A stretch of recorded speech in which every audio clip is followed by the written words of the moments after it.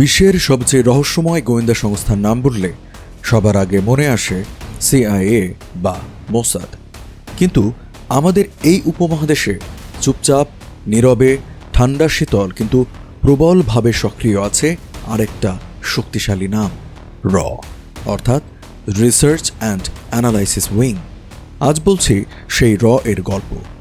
একটা গোয়েন্দা সংস্থার নয়, বলছি একটা নীরব যুদ্ধের গল্প যা অনেকেই জানেন না। শুরুটা জানতে হলে আমাদের ফিরে যেতে হবে 1962 সালে, চীন ভারত যুদ্ধ, যা এক কঠিন পরাজয়ের নাম ভারতের জন্য। এরপর 1965 পাকিস্তানের সঙ্গে আরেকটা যুদ্ধ। এসব যুদ্ধে ভারতের একটা বড় দুর্বলতা স্পষ্ট হয়ে গেল, বিদেশে চোখ কান নেই, মানে গোয়েন্দা শক্তি খুবই দুর্বল।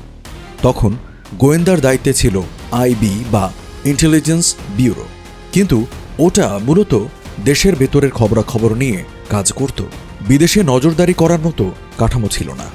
এই পরিস্থিতি থেকে শিক্ষা নিয়ে 1968 সালে তৎকালীন প্রধানমন্ত্রী ইন্দিরা গান্ধী গঠন করলেন এক নতুন সংস্থা, র। র এর প্রথম প্রধান হলেন এক শান্তশিষ্ট, ধীরস্থির কিন্তু অসম্ভব